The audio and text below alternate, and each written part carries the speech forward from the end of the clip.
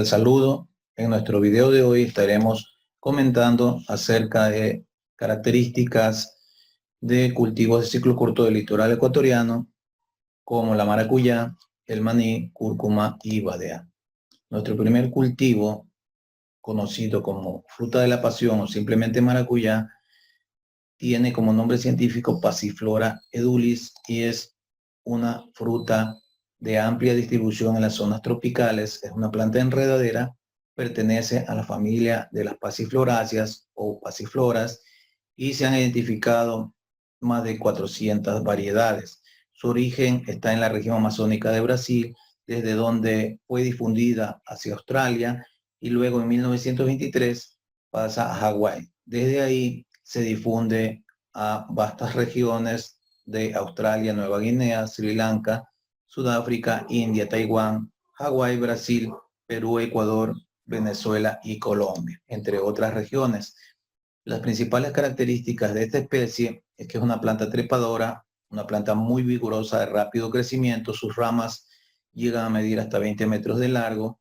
Sus tallos son de color verde, acanalados, glabros, significa que no tienen pubescencia, son tallos desnudos. Hojas de color verde lustroso o verde brilloso, presentan zarcillos axilares que se enrollan en forma de espiral. Son estas estructuras que aparecen en las axilas de las hojas y les permite prenderse o sujetarse de las estructuras cercanas para expandir su desarrollo, expandir su crecimiento. La lámina foliar es palmeada, o sea, en forma de palma y generalmente con 3 lóbulos. La flor es muy característica, es una flor de gran tamaño, son flores solitarias y axilares, fragantes, están provistas de 5 pétalos y una corona y filamentos radiantes de color púrpura en la base y blanca en el ápice.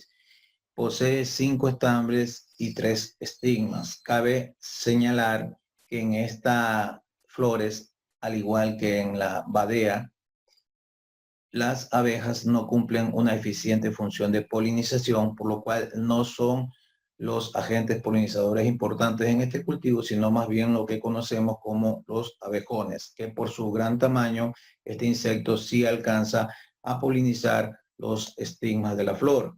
El fruto es una baya globosa u ovoide, amarillo, como dijimos, cuando está maduro, y en algunas variedades llega a ser morado o rojo intenso. Hay 3 partes sobresalientes que tiene el fruto de esta especie. La cáscara, que conocemos comúnmente llamada también epicarpio o exocarpio, es una corteza que rodea al fruto, que está recubierto por una cera natural que le da brillo y le sirve también para protegerse de los excesos de humedad del entorno. El color varía desde verde a amarillo cuando está maduro. El mesocarpio es la parte blanda, porosa y blanca que se encuentra en la parte interna rodeando a las semillas. Está formada principalmente por pectina. Tiene grosor aproximadamente, dependiendo de las variedades, de 6 milímetros. Y por último, el endocarpio, que es una envoltura o saco que cubre las semillas de color pardo oscuro. Contiene un jugo que rodea a las semillas, que es de color amarillo opaco y es bastante ácido, tiene un sabor muy agradable y sobre todo un olor muy llamativo, un olor muy fuerte. Algunas características para esta especie, por ejemplo, los requerimientos edáficos. Entonces necesitamos suelos franco arenosos con una buena capacidad de retención de humedad. Los pHs ligeramente ácidos que ocurren o se dan en zonas de buena precipitación están entre 5.5 a 7. La textura del suelo puede llegar a influir en el tamaño y peso del fruto. La propagación se hace por 3 métodos. Puede ser por semilla, por estacas de menos de 1 año y por acodos. Los 2 acodos se pueden hacer tanto en las ramas, en la parte aérea, como en el suelo o subterráneo. La preparación de plántulas se hace utilizando bolsas plásticas, generalmente de 10 por 5 o de 18 por 30 centímetros, para que las plántulas tengan un adecuado crecimiento, tanto aéreo como radicular, y se utiliza tierra fértil como sustrato en estas en estas bolsas. En cada una de estas se coloca de 3 a 4 semillas y la profundidad promedio 1 centímetro. El trasplante al terreno definitivo debe hacerse cuando las plantas tengan una altura entre 15 a 30 centímetros y se siembra a una distancia de 3 por 5 metros, lo que da un total de 666 plantas por hectárea.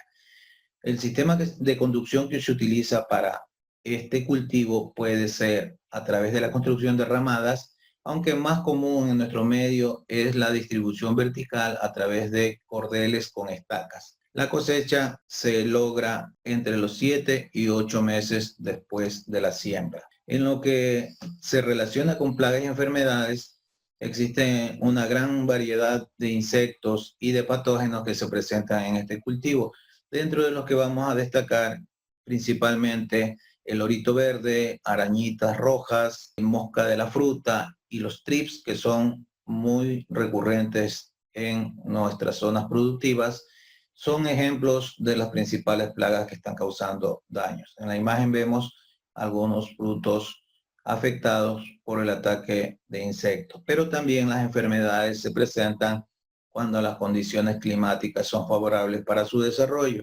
Entre las que se presentan más recurrentemente están la pudrición seca del cuello de la raíz. Esto es causado generalmente por un hongo del género Fusarium. También tenemos pudrición de frutos, también conocida como antracnosis, la mancha bacteriana de la hoja y la presencia de virus. En el caso de los virus, el control debe dirigirse hacia la reducción de la población de los organismos vectores. Algunas imágenes sobre los daños que se presentan en el cultivo. A nivel del fruto vemos daños muy severos, pueden llegar a ocasionar grandes pérdidas. Estos síntomas característicos de la presencia de virus, las manchas que se presentan también por patógenos y vemos en este caso un chinche. Nuestro siguiente cultivo es el cultivo de maní, su nombre científico Arachis hipogaea, y está también muy difundido en nuestro territorio. Se origina en la América del Sur, de donde se distribuye a otros países. Su contenido de aceite es muy alto, en este caso 50% de aceite, y contiene alrededor de un 30% de proteína. Se utiliza el follaje como forraje fresco o ensilado para alimentación de ciertos animales. Las semillas se pueden consumir crudas, cocidas, tostadas o en la elaboración de confites. De la semilla se extrae el aceite y el subproducto denominado torta, que también sirve para alimentación animal. Las condiciones climáticas que requiere este cultivo son desde el nivel del mar, en lo que es altitud, hasta aproximadamente 1000 metros. La temperatura favorable está entre 15 a 30 grados centígrados. Por debajo de este rango o sobre los 30 grados, el cultivo no tiene un rendimiento muy aceptable. El maní exige una alta luminosidad. El suelo debe ser suelto, franco arenoso, con un pH entre 6 y 7. Los suelos duros o arcillosos dificultan el desarrollo radicular y también las labores de cosecha. Con respecto a la preparación del suelo, podemos utilizar el método cero labranzas o con mecanización. En el primer caso, el suelo debe tener una buena capacidad de retención de humedad, una buena aireación, y en este caso simplemente procedemos a la limpieza del terreno previo a la siembra. Pero en aquellos casos donde tenemos suelos compactos, suelos arcillosos, es recomendable el uso del arado. Un arado más profundo para permitir el desarrollo de las raíces y otro arado superficial que permita o facilite la germinación de la semilla. La siembra debe realizarse a una profundidad aproximada de 4 centímetros, dependiendo de la humedad y dependiendo del tipo de suelo. Para la fertilidad es necesario realizar un análisis de suelo, pero en aquellos casos que tengamos suelos pobres, que no han tenido abonadura o que no han tenido fertilización, en estos casos se recomienda utilizar de 3 a 4 quintales de abono completo por hectárea. Dentro de lo que se recomienda están las fórmulas 10-30-10, nitrógeno, fósforo y potasio a la siembra. Dentro del control de maleza se recomienda hacer una limpieza antes de la siembra y de 2 a 3 deshierbas, dependiendo de las condiciones climáticas, antes de los primeros 40 días, antes de la floración. La cosecha se identifica cuando ya el cultivo se torna amarilla las hojas y esto ocurre alrededor de los 120 días. Se debe hacer pruebas para determinar si ya está en el momento oportuno de cosecha, arrancando algunas muestras y revisando las características de la semilla. Algunas plagas y enfermedades que se presentan en este cultivo, pues resaltaremos una de las más problemáticas, por decirlo así, es la que vemos en la imagen, gallina ciega, Filófaga sp, que tiene un crecimiento dentro de la tierra cuando es larva y aquí causa daños. Cuando es adulto es un coleóptero y no causa daños a las raíces.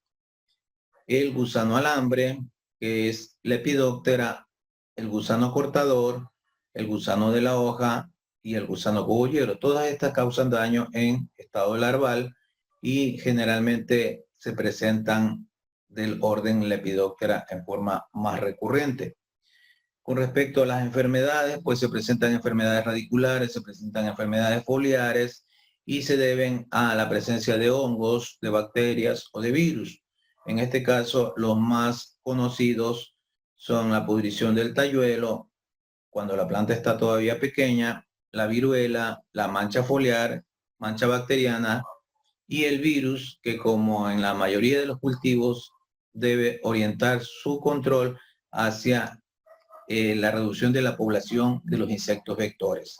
Algunos de los daños en este cultivo podemos observar en el grano, donde vemos larvas que se están alimentando a nivel de las hojas. Podemos ver ataque de larvas masticadoras. A nivel de las hojas encontramos la presencia de larvas que pueden causar daños alimentándose a través de su aparato bucal masticador o chupador. El cultivo de cúrcuma, cuyo nombre científico es Cúrcuma longa, es un cultivo que proviene de la India. Las características generales de este cultivo es conocida como una especie aromática. Es una planta herbácea que llega a medir de 1 metro a 2 metros de altura, dependiendo de la variedad. No produce semilla, por lo cual su multiplicación es asexual a través de rizomas y el uso es medicinal y gastronómico. Las condiciones climáticas que requiere para un óptimo desarrollo son zonas cálidas húmedas con un alto nivel de pluviosidad o de precipitaciones. La temperatura óptima está entre 20 y 30 grados centígrados. El suelo puede ser franco, debe tener una buena fertilidad y ser bien drenados. El pH ideal para este cultivo está entre 5 y 6, es también ligeramente ácido. La propagación se hace en forma asexual por rizomas y la distancia de siembra entre 0,5 metros entre filas y 0,3 metros entre plantas, lo cual nos da una población de 66.667 plantas por hectárea.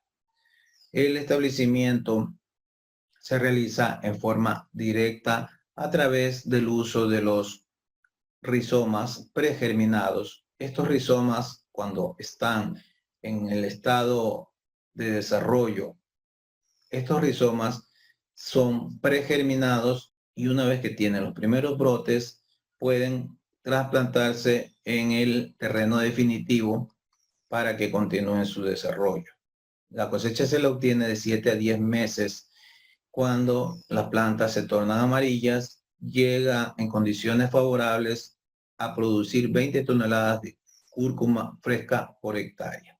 Dentro de las plagas y enfermedades, podemos comentar que este cultivo es bastante rústico, no sufre de mucho ataque de plagas y enfermedades, sin embargo, se presentan algunos problemas sanitarios a nivel de los rizomas por la presencia de pulgones. Estos pulgones pueden controlarse por medios no químicos a través o utilizando extracto de tabaco o de hierbabuena, pero también se puede utilizar el jabón potásico o el aceite de neem, que da buenos resultados. Es necesario eliminar, en este caso, ciertas malezas que son hospederas de esta plaga. El cultivo de badea, cuyo nombre científico es Passiflora quadrangularis, es una planta originaria de los trópicos americanos, es una planta trepadora vigorosa, se extiende de 10 a 20 metros cuadrados, tiene un crecimiento muy exuberante, con tallos verdes cuadrangulares, de ahí deriva el nombre de la especie. Provistos de zarcillos simples, flores de 12 centímetros de diámetro, color blanco, azul, violáceo o rosado, con un aspecto muy parecido a la del cultivo de la maracuyá. Sus condiciones climáticas adecuadas son de 0 a 1800 metros sobre el nivel del mar, una pluviosidad de 900 a 3400 milímetros anuales y la temperatura fluctúa entre 15 y 30 grados centígrados. Se puede reproducir tanto por la vía sexual como por la vía asexual. Dentro de esto, pues, se destaca el uso de las semillas que pueden germinar de 2 a 3 semanas. En el caso de las estacas, es necesario que estas estén en estado de semileñosas de 30 a 40 centímetros de largo y se colocan en arena para estimular el crecimiento de las raíces. Y los acodos que también se pueden realizar pueden ser acodos aéreos o subterráneos. La multiplicación es muy similar a la que se realiza en el cultivo de la maracuyá. Con respecto al tipo de suelo, este cultivo requiere suelos profundos, iguales o mayores a 60 centímetros, ricos en materia orgánica, suelos fértiles que tengan una buena retención de humedad y un buen drenaje, que no se emposen o no se encharquen. La siembra debe realizarse en un promedio de 5 a 15 centímetros a nivel de viveros, y para sembrar en campo deben establecerse hoyos de 40 centímetros de profundidad por 40 centímetros de ancho y deben prepararse con 1 o 2 semanas antes de la siembra. La siembra en el campo definitivo se realiza de 2 a 3 metros entre plantas por 3 metros entre hilera, aunque puede variar dependiendo de las condiciones del lugar. El sistema de soporte que se utiliza puede ser de dos tipos, el horizontal o el vertical. El horizontal también se conoce con el nombre de ramada y el vertical, que consiste en la utilización de estacas y cordeles que se ubican en la plantación a manera de hileras. La fertilización del suelo debe hacerse a partir de un análisis de suelo. Hay que tener en cuenta que este cultivo tiene altos requerimientos de nitrógeno y potasio y moderados a bajos requerimientos de fósforo. La cosecha de la badea ocurre entre 5 y 7 meses después de sembrado y la maduración del fruto 60 a 65 días después de la floración. Dentro de las plagas y enfermedades que se presentan podemos destacar ciertas larvas de lepidópteros y coleópteros que se alimentan de órganos florales y perforan el fruto. De esta manera se facilita el ingreso de ciertos patógenos que causan necrosis interna en el fruto o pudrición. Dentro de esto podemos citar algunas especies de chinches que además deforman el fruto. Los patógenos también son muy variables, pero destacamos la presencia de Fusarium en el sistema radical y la mancha del fruto, también causada por alternaria, y algunas manchas circulares necróticas que penetran en el fruto causando su pudrición. Muchas gracias.